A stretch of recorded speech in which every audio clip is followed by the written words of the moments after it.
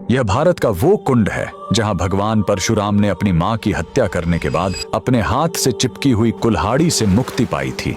यह कहानी है महान ऋषि जमदग्नि और उनकी पत्नी पतिव्रता रेणुका की। कहते हैं रेणुका हर दिन नदी से कच्चे घड़े में पानी लाती थीं और उनके सतीत्व के बल से वह घड़ा टूटता नहीं था। उनके 5 पुत्र थे जिनमें सबसे छोटे थे विष्णु अवतार परशुराम। एक दिन रेणुका ने नदी में कुछ गंधर्वों स्वर्ग के संगीतकार को जल क्रीड़ा करते देखा। उन्हें देखकर एक पल के लिए उनका मन मोह में पड़ गया और उसी क्षण उनके सतीत्व का बल टूटा और कच्चा घड़ा टूट गया। जब वो आश्रम लौटी तो ऋषि जमदग्नि ने अपने योग्य बल से जान लिया कि उनका मन भटक गया था। वो इतने क्रोधित हुए कि उन्होंने अपने पुत्रों को आज्ञा दी, अपनी मां का वध कर दो। जब चारों बड़े भाइयों ने मना कर दिया तो क्रोधित पिता ने उन्हें तुरंत पत्थर बन जाने का श्राप दे दिया। इसके बाद परशुराम ने पिता की आज्ञा को अपना धर्म समझा। उन्होंने भारी मन से अपनी कुल्हाड़ी उठाई और अपनी ही मां का सिर धड़ से अलग कर दिया। उनकी आज्ञाकारिता से प्रसन्न होकर जमदग्नि ने वरदान मांगने को कहा। परशुराम ने तुरंत अपनी मां को फिर से जीवित करने और साथ ही पत्थर बन चुके अपने चारों भाइयों को भी मुक्त करने का वर मांग लिया। सब फिर से जीवित हो गए, मानो कुछ हुआ ही ना हो। लेकिन कहानी यहीं खत्म नहीं हुई।